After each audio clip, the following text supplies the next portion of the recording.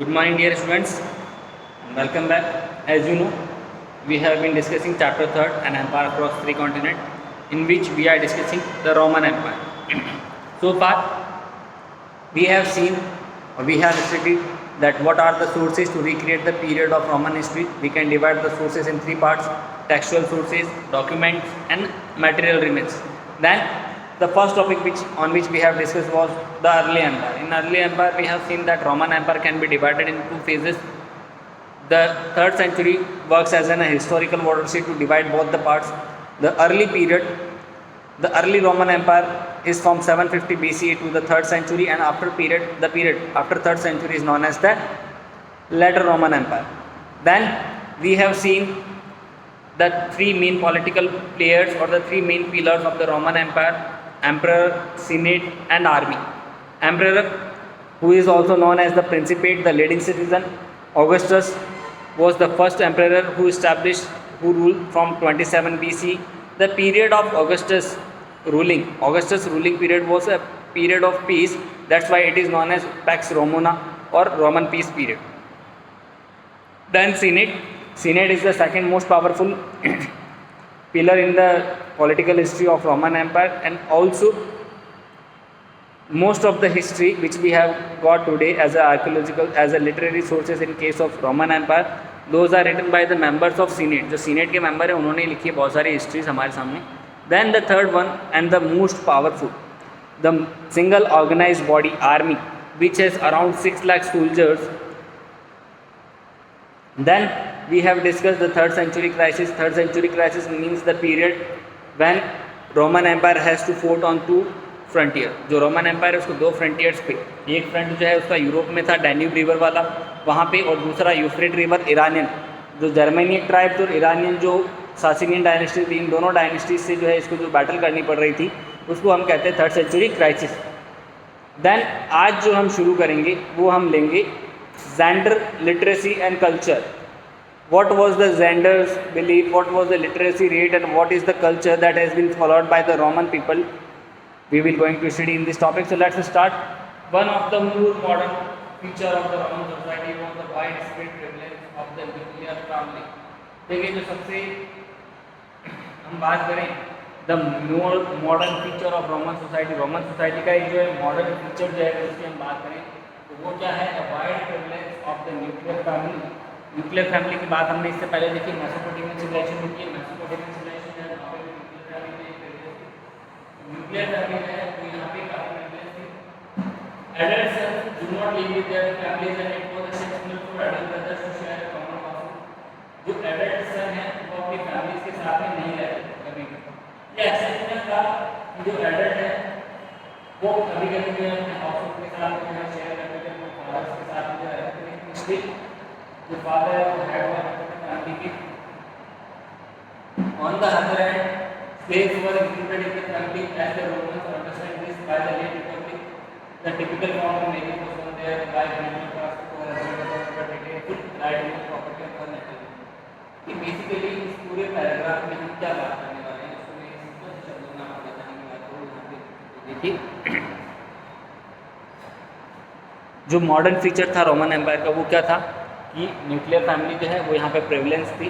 उसके अलावा एडल्ट सन जो है वो अपने फादर्स के साथ में नहीं रहते थे, यानी अपनी फैमिलीज़ के साथ में नहीं रहते थे. ये एक्सेप्शनल था कि जो एडल्ट ब्रदर है वो कॉमन हाउस होल्ड जो है शेयर कर सकते थे. ऑन द अदर हैंड जो स्लेव्स हैं उनको भी फैमिली का पार्ट मानते थे. जो स्लेव्स है उनको भी फैमिली के अंदर इंक्लूड किया जाता. बाय द लेट रिपब्लिक यानी जो 1st सेंचुरी की शुरुआत है, जो टिपिकल फॉर्म था मैरिज का उसमें ये था कि जो wife did not transfer to her husband's authority but retain full rights to the property of her natal family. यानी जो वाइफ है उसकी शादी के बाद में भी ऐसा नहीं था कि उसकी सारी अथॉरिटीज़ जो है वो उसके हस्बैंड को ट्रांसफर कर दी थी, बट जो वाइफ है, जो गर्ल है, उसकी अपनी नेटल फैमिली जो है यानी उसकी जो मदर फैमिली है यानी जहाँ से वो बिलोंग करती है वहाँ की प्रॉपर्टी पर उसके फुल राइट्स रहते थे. ये था. देखिए जेंडर हम बात करें ना, वुमेन्स की condition. Gender means women's condition in the society. Gender का मीनिंग क्या होता है कि जो वुमेन है उनकी सोसाइटी में क्या कंडीशंस थी. यहाँ पे हम देख सकते हैं कि वाइफ जो है ये अपने हस्बैंड को ट्रांसफर नहीं हो रही थी उसकी अथॉरिटी, बल्कि उसकी जो है अपने फादर की जो नेटल प्रॉपर्टी है उसके अंदर पूरा का पूरा राइट रहता था, जबकि बाकी जगह ऐसा नहीं होता। आप देखते हैं इंडियन सोसाइटी में भी आफ्टर मैरिज जो गर्ल है उसका अपने फादर की प्रॉपर्टी पे कोई राइट नहीं रहता। While the women's dowry went to the husband for the duration of the marriage, वही देखिए जो वुमेन है उसकी जो डॉरी उसको दहेज मिलता था वो उसके पति के पास चला जाता, but for the duration of marriage means कि जब तक शादी है तब तक उसके पास में, शादी के बाद में वो पैसा उसको वापस मिल जाएगा women. The women remain a primary heir of her father and became an independent property on her father's death. जो वुमेन है ये अपने फादर की जो प्रॉपर्टी है उसकी एक प्राइमरी हेयर है, पहला हक किसका होता था, फादर की डेथ के बाद में ये जो है उसकी ऑनर बनती थी प्रॉपर्टी की। दस Roman woman enjoy considerable legal rights in owning and marriage property. तो ये ना देखिए हमारा जो टॉपिक जेंडर जिसके बारे में बात की, जो वुमेन है उनकी क्या पोजीशन थी, Roman women enjoy considerable legal rights in owning and marriage property. In other word in the law married couple was not one financial entity but two, यानी जो मैरिड कपल है वो एक जो है सिंगल एंटिटी ना होकर दो लोग मानते थे, उनको अलग अलग दोनों के अलग अलग जो है राइट्स हुआ करते थे। ऐसा नहीं था कि शादी के बाद में जितने भी राइट्स है वुमेन के वो उसके हस्बैंड को ट्रांसफर हो जाए। And the wife enjoy complete legal independence, जो वाइफ है उसको कंप्लीट जो है लीगल इंडिपेंडेंस जो है वो एंजॉय करने को मिलती थी। Divorce was relatively easy and needed no more than an notice of intent to dissolve the marriage. Divorce जो है काफ़ी इजी था, ज़्यादा जो है इसके अंदर तामझाम नहीं था, सिर्फ एक नोटिस देना होता था क्योंकि कोई जो है मैरिज को चलाने का कोई मकसद है नहीं। और दोनों देखिए हस्बैंड और वाइफ दोनों को राइट है डाइवोर्स देने का। ये हम बात कर रहे हैं बेसिकली वुमेन की कंडीशन क्या थी सोसाइटी में, what is the condition of women in society. Gender का मीनिंग होता है the condition of women in society, उसके ऊपर हम डिस्कस कर रहे हैं कि रोमन जो सोसाइटी है उस रोमन सोसाइटी के अंदर जो वुमेन है उनको एक काफ़ी अच्छा स्टेटस जो है वो मिला हुआ था, बेटर स्टेटस जो है लेवल का उनके पास में था। जैसे हमने कुछ एग्जाम्पल देखे, पहला न्यूक्लियर फैमिली नॉर्मल थी, जेंडर लिटरेसी वाला देखें हमारा न्यूक्लियर फैमिली नॉर्मल थी। जो एडल्ट सन है वो अपने ब्रदर के साथ में रहता था, एडल्ट ब्रदर जो है वो फैमिली में साथ रहता था, but that is an exceptional case. उसके अलावा जो वुमेन है उसकी अथॉरिटी ट्रांसफर नहीं होती थी at the time of marriage. Marriage जो है वो एक सोशल कॉन्ट्रैक्ट के रूप में थी जिसमें दोनों जो पार्टीज हैं वो बराबर की जो है हिस्सेदार थी, दोनों को बराबर हक मिले हुए थे। जो फादर की जो प्रॉपर्टी है उसमें भी वुमेन जो है उसको पूरा हक था। After the death of father जो वुमेन है उसके पास में वो सारे राइट्स जो है वो ट्रांसफर होते थे। और डाइवोर्स जो है ये एक ईजी प्रोसेस था, सिर्फ एक लीगल नोटिस और आप जो है उसको मैरिज को डिसॉल्व कर सकते। ये कुछ पर्टिकुलर फीचर्स थे इस रोमन एक्ट। नेक्स्ट देखिए on the other hand where age being married in their late 20s और अर्ली, शादी की उम्र की बात होगी। देखिए what is the age of marriage, जो शादी की उम्र है वो क्या रही होगी यहाँ पे।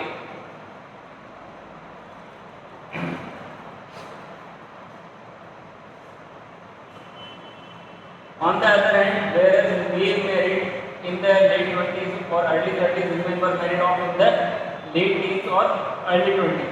So there was an age gap between husband and wife and this would have encouraged a certain inequality. देखिए क्या था, जो मेल है इनकी शादी जो है वो 20s या अर्ली 30s में होती थी। अर्ली 20s या लेट 20s या अर्ली 30s का मीन्स कि 25 से 35 के बीच में जो है शादी हुआ करती थी मेंस की। और जो वुमेन है इनकी शादी जो है वो अर्ली टीन्स में या 20s में होती थी, यानी उनकी जो शादी है वो 15 से 25 के बीच में। तो there would be a gap, age gap जो है वो रहता था जिसकी वजह से कुछ सर्टेन जो है इनइक्वलिटी वो देखने को मिलती थी। एज गेप था, सिर्फ हम ये यहाँ बात कर सकते हैं कि there was an age gap between the husband and wife. इसके अलावा और कोई जो है ज़्यादा बड़ा बात इसके अंदर हम देख नहीं सकते हैं यहाँ पे। Marriage were generally arrange and there is no doubt that women were often subject to domination by their husband. अब देखिए हम यहाँ पे अब तक हमने बात की कि वुमेन जो है उसको कौन कौन से राइट्स मिले हुए, लेकिन क्या इतनी अच्छी सोसाइटी में हमेशा वुमेन के साथ में कंडीशन रही है? क्या सोसाइटी इतनी अच्छी रही है towards the women? No, never.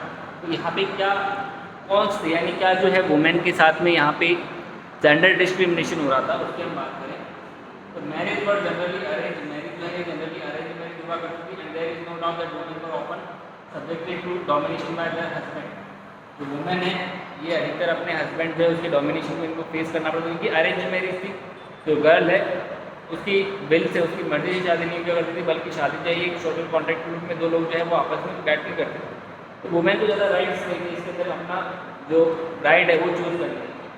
Augustine, the great Catholic bishop who spent most of his life in North Africa, tells us that his mother was regularly beaten by his father and by most other wives. देखिए Augustine जो है उसके बारे में बात होगी। पहले तो ये जान लेना जरूरी है हमारे लिए कि ऑगस्टाइन कौन है। ऑगस्टाइन कौन है? तो ऑगस्टाइन जो है ये बिशप के काम के थे, नॉट सेंट ऑगस्टाइन 354 से 438 का लिविंग पीरियड है, जिसके अंदर बिशप थे नॉर्थ अफ्रीकन सिटी के अंदर 396। इन्होंने जो है चर्च के लिए जो है बहुत कुछ किया, काफी इंपॉर्टेंट रिलीजियस फीचर जो है माने थे। उन्होंने देखिए क्या चीज कही, उन्होंने कहा August according to Augustine that most of his life in North Africa tells us that his mother was regularly beaten by his father। जो वुमेन डोमिनेशन या जो डोमेस्टिक वायलेंस की जो बात होती है वुमेन, वो यहाँ पे आप क्लियरली विजिबल देख सकते हैं।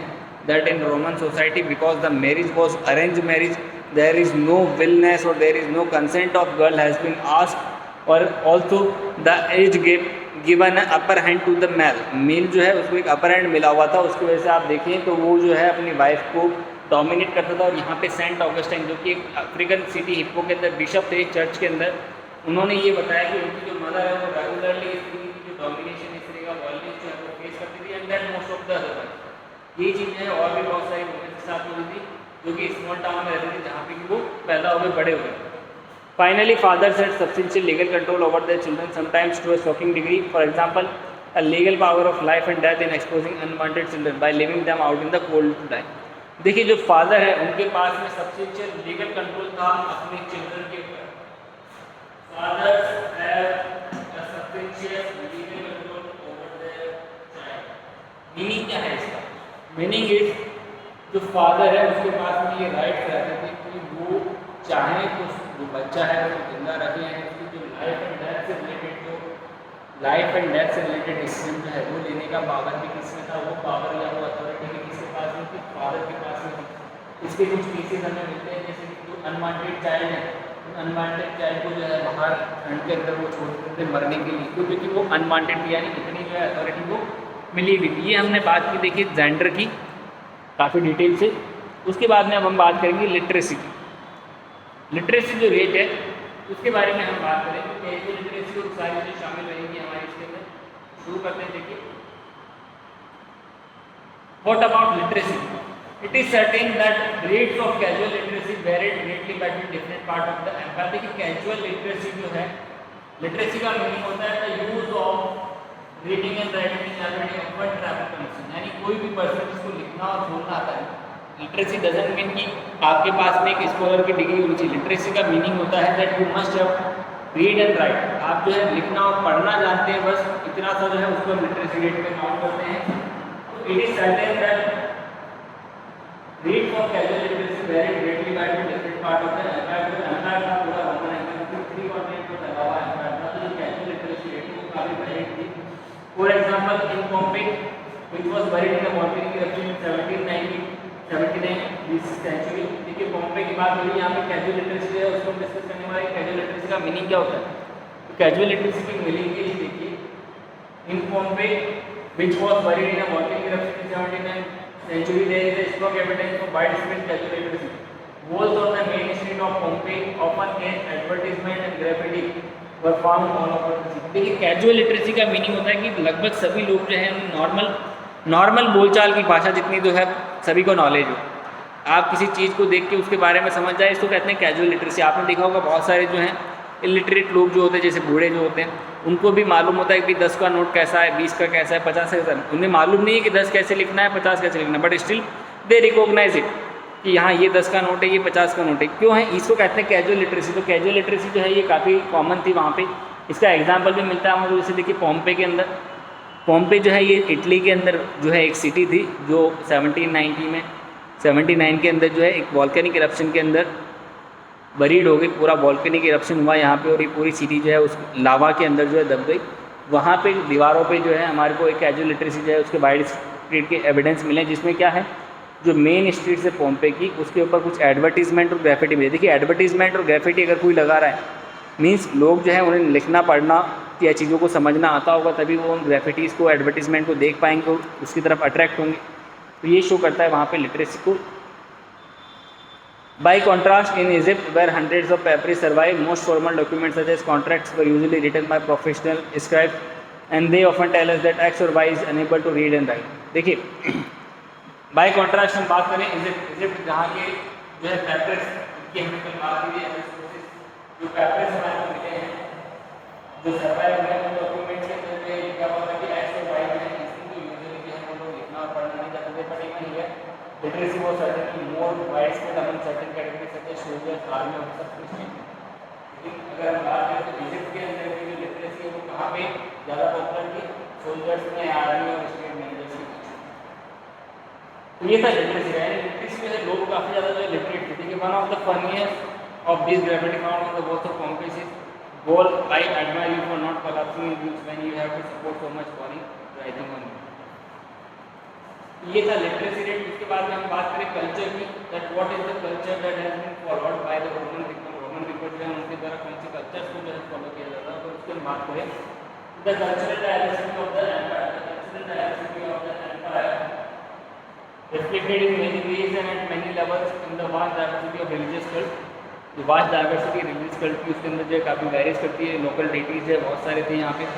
The plurality of languages that were spoken, the style of dress and the costume, the food people ate, the forms of social organization, tribal, non tribal, even the patterns of settlement. यानी आप देखेंगे cultural diversity जो है वो कितनी ज़्यादा है यहाँ पे. देखिए कई तरीकों पे अलग अलग लेवल पे जो है हम कल्चरल डाइवर्सिटी को देख सकते हैं. जैसे देखिए डाइवर्सिटी ऑफ रिलीजियस कल्चर, अलग अलग धर्मों को मानने वाले, अलग अलग देवी देवताओं को पूजने वाले, मल्टीपल लैंग्वेजेस जो है वो बोलने वाले लोग शामिल थे. स्टाइल ऑफ ड्रेसिंग का, कॉस्ट्यूम उनके, जो फूड वो लोग ईट करते थे, जो सोशल ऑर्गेनाइजेशन यानी वो ट्राइबल थे, नॉन ट्राइबल थे, उनके सेटलमेंट के पैटर्न्स, ये सारी चीज़ें शो करती है that Roman empire has a diverse culture. Aramaic was the dominant language group of the near east. East के अंदर जो है यूफ्रेट के आसपास के एरिया में अरामिक जो है ये एक डोमिनेंट लैंग्वेज था. कॉप्टिक वॉज स्पोक इस इजिप्ट, और इजिप्ट के अंदर जो कॉप्टिक है वो बोलते थे. Punic and Berber in North Africa, Celtic and Spain and North West, but many of this linguistic cultures were purely oral. ये जो है सारे के सारे ओरल थे, अलग अलग यानी बोलियाँ थी, अलग अलग जगह पे अलग अलग लैंग्वेज में लोग बोलते थे इनमें. Until unless a script was invented for them, Armenian जो स्क्रिप्ट ये इनके इन्वेंट की गई थी, for example only began to be written as that as the 5th century. 5th century में जो है अर्मेनियन लिपि लिखना शुरू की. तो देखिए आप कल्चरल डाइवर्सिटी को देख सकते हैं इजीली यहाँ पे. Mosaic in Edessa 2nd century, the Syriac inscriptions suggest that these depicted are the wife of king Abgar and Anbar. ये देखिए आप यहाँ पे किंग अब्गार और उनकी फैमिली जो है वो यहाँ पे मेंशन है. आप सभी में देखिए इनकी क्लोथ देख सकते हैं, सभी के लिए वैरायटी ऑफ क्लोथ, सभी के कपड़े अलग अलग हैं. ये डाइवर्सिटी जो है उसको शो करता है. ये शो करता है किसको? डाइवर्सिटी. और ये है पॉम्पे. पॉम्पे के अंदर जो है एक वाइन मस्जिद डिजाइन हुई, जिसकी दीवारों जो है उसको आप देख सकते हैं किस तरीके से उनको डेपिक्ट किया गया मेडिकल एनिमल से. ये है वो दीवारें, एक वाइन शॉप की दीवार. और ये एक मोज़ेक है एडिसा के अंदर. Translation of the Bible by the middle of the 3rd century as per the spirit of Latin displays the written form of language that were otherwise widespread. This happened notably with Celtic, which seems to be written after the 1st century. Means different languages जो है वो यहाँ पे बोली जा रही थी. तो ये था हमारा बेसिक जनरल लिटरेसी और कल्चर, जिसको हमने काफ़ी डिटेल से देखा. नेक्स्ट हम बात करते हैं इकोनॉमिक एक्सपेंशन की. यानी इकोनॉमी जो है वो कैसी थी इस पर्टिकुलर रोमन एम्पायर में. What was the economical condition of the period. Economical condition जो है वो कैसी थी इस पर्टिकुलर पीरियड की. The empire had a substantial economic infrastructure of harbours, mines, quarries, brick yards, olive oil factories. wheat, wine and olive oil were traded and consumed in huge quantities. देखिए जो Roman empire है इसके economic infrastructure की अगर हम बात करें तो देखिए इसके इकोनॉमिक इंफ्रास्ट्रक्चर में शामिल चीज़ों को देखिए. हार्बर क्योंकि मेडिटेरियन सी जो है उसके कोस्ट पर था. कहाँ सिचुएटेड था? देखिए सेंटर में हार्ट में क्या था? मेडिटेरियन सी. मेडिटेरियन सी के चारों तरफ जो है एम्पायर सिचुएटेड था. तो उसकी वजह से हम देख सकते हैं कि यहाँ पे नंबर ऑफ हार्बर्स हैं वो डेवलप थे. उसके अलावा माइंस थी स्पेन में, जो स्पेन है वहाँ पे बहुत सारी माइंस थी, सिल्वर माइंस थी जहाँ से सिल्वर जो है वो एक्सट्रैक्ट होता था, जिससे कि कॉइन्स जो है वो बनाए जाते थे. क्वेरीज जो है ये भी एक माइनिंग का टाइप होता है, लेकिन माइनिंग जो है वो डीप होती है और क्वेरीज जो है ये ओपन पिट होती है, यानी एक बड़े से सरफेस पे बड़ा सा गड्ढा खोद के जो है माइनिंग करते हैं, उसको कहते हैं क्वेरी. ब्रिक यार्ड, फिर ऑलिव ऑयल फैक्ट्रीज और वीट, वाइन, ऑलिव ऑयल, ये जो है वो मेन आइटम्स जिनको ये लोग ट्रेड करते थे और कंज्यूम करते थे. ये इनका इकोनॉमिकल इंफ्रास्ट्रक्चर था यहाँ पे particularly. They came mainly from Spain, the Gallic province, North Africa, Egypt, and to a lesser extent Italy, where conditions were based for this. देखिए वीट, वाइन, ऑलिव ऑयल ये कहाँ से ट्रेंड होते थे? ये ट्रेंड होते थे नॉर्थ अफ्रीका से, स्पेन से, गैलिक प्रोविंस से, इजिप्ट से और कुछ हद तक इटली से, जहाँ पे की कंडीशंस जो है वो फेवरेबल थी इन क्रॉप्स के लिए. Liquids like wine and olive oil were transported in containers called amphor. देखिए amphor क्या ऐसा क्वेश्चन हो सकता है? One mark question. What do you understand by amphor? तो amphor जो है ये एक जो है कंटेनर से जिनके थ्रू ऑलिव ऑयल और वाइन जो है उनको ट्रांसपोर्ट किया जाता है. These are containers. The fragment and shed of a very large number of these survive, and it has been possible for archaeologists to reconstruct the precise shape of these containers. बहुत सारे number में जो है इनके fragments, ये जो एम्फोर है, एम्फोर के बहुत बड़े अमाउंट में जो है हमारे फ्रेगमेंट्स और टुकड़े मिले हैं. जैसे मॉन्टे टेस्ट जो रोड है वहाँ पे इसके लगभग जो है 50 मिलियन जो है हमें ऐसे वेसल्स के टुकड़े मिले हैं, जिससे कि आर्कियोलॉजी जो है इनकी शेप को जो रिकन्स्ट्रक्ट कर पाए और हमारे को बता पाए कि इनको कैसे और किस तरीके से बनाया गया है, इनका कंटेंट क्या है एंड ऑल दैट.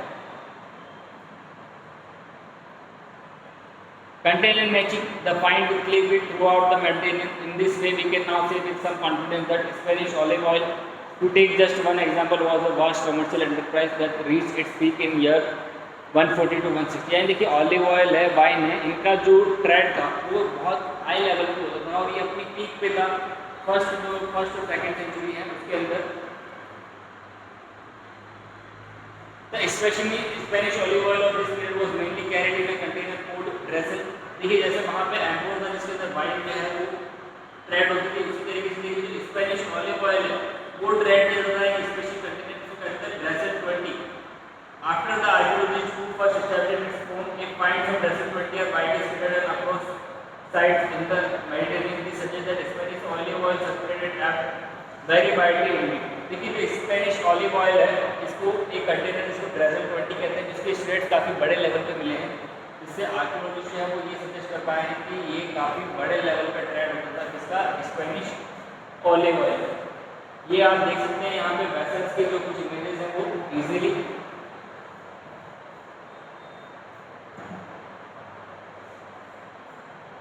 कुछ इमेजेस जो है वो यहाँ पे आप वेसल्स की देख सकते हैं. नेक्स्ट हम बात करें इसको. देखिए in other words the big landowners from different regions competed with each other for control of the main markets of the goods they produce. जो मर्चेंट्स थे अलग अलग जगह के वो आपस में एक दूसरे से कॉम्पीट करते थे ताकि जो मेन मार्केट्स जहाँ पे गुड्स जो है वो प्रोड्यूस हो रहा है उनको कंट्रोल कर सके. The success of the Spanish olive oil growers was then repeated by North African producers. Olive states in this part of the empire dominated production. Grow most of the 3rd and 4th centuries. Later, after 425, North American dominance was broken by the East. देखिए अलग अलग period में हम यहाँ पे क्या बात करें, आपस में एक दूसरे से कॉम्पीट करते थे. इसमें देखिए पहले जो है स्पेनिश जो ऑलिव ऑयल की ग्रोवर है वो सबसे पहले उनको फिर नॉर्थ अफ्रीकन प्रोड्यूसर्स ने जो है वो रिप्लेस किया. उसके बाद में ईस्ट के अंदर जो है इनकी मांग टूटी. उसके बाद में देखिए एशिया माइनर, सीरिया, पैलेस्टाइन ये मेजर एक्सपोर्टर्स बने वाइन एंड ऑलिव ऑयल के. यानी अलग अलग जगह पे जो है अलग अलग पीरियड के अंदर अलग अलग जो वाइन ग्रोवर्स की कंपटीशन था बहुत बड़े लेवल पे इनके बीच में, क्योंकि ट्रेड जो है वो काफ़ी प्रॉस्परस थी. उस प्रॉस्परस ट्रेड के कारण लोग जो आपस में कॉम्पिटिट कर रहे थे. The empire included many region that had a reputation for exceptional fertility. जो एम्पायर है इसके अंदर ऐसे बहुत सारे रीजन थे जहाँ पे जो फर्टिलिटी है, जो सॉइल की फर्टिलिटी वो काफ़ी बढ़िया थी. उस बढ़िया फर्टिलिटी की वजह से वहाँ पे जो है एग्रीकल्चर काफ़ी अच्छा होता था. जैसे देखिए हम बात करें Campania in Italy, Sicily, the Fayum in Egypt, Galilee, Byzacium यानी जो प्रेजेंट डे का ट्यूनिशिया, सदर्न गॉल जिसको हम गैलिया नेवेंसिस कहते हैं, बेटिका, ये most densely settled wealthiest part थे एम्पायर. यहाँ पे एग्रीकल्चर काफ़ी प्रॉस्परस थी, काफ़ी फर्टाइल जो है यहाँ पे एग्रीकल्चर जो है वो थी. The best kind of wine came from Campania, Sicily and विजन. देखिए सबसे बेस्ट वाइन कहाँ से आती थी? कैम्पोनिया, सिसिली और विजन से.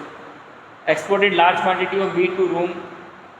ये जो है लार्ज क्वालिटी ऑफ जो वीट है वो भी रोम को एक्सपोर्ट करते थे. गैलीली जो कि एक डेंसली कल्टिवेटेड एरिया था जहाँ पे every inch of the soil has been cultivated by the in, यानी कोई भी ज़मीन का हिस्सा छोड़ा नहीं गया था. वहाँ पे जो है ऑलिव ऑयल और ये सब का प्रोडक्शन होता था. मीन्स हम देख सकते हैं कितनी ज़्यादा जो है एग्रीकल्चर यहाँ पे प्रॉस्परस थी. On the other hand, large expenses from Roman territory were in a much less advanced state. For example, Transylvania. वहीं दूसरी तरफ हम बात करें तो एक जो लार्ज एक्सपेंसेस है रोमन टेरिटरी का, वो किसके अंदर था?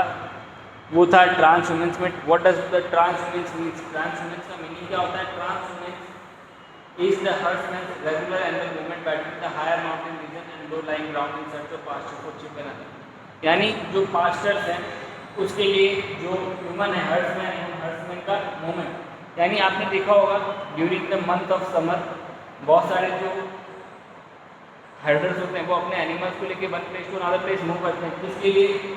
इन सर्च ऑफ पास्चर। जो पास्चर है उनकी सर्च के, यानी अपने जानवरों के लिए घास और पानी की तलाश में एक जगह से दूसरी जगह ट्रैवल करना, उसको कहते हैं ट्रांसह्यूमेंस। ट्रांसह्यूमेंस में ये काफ़ी कॉमन था जो नॉर्थ अफ्रीका है उस साइड में।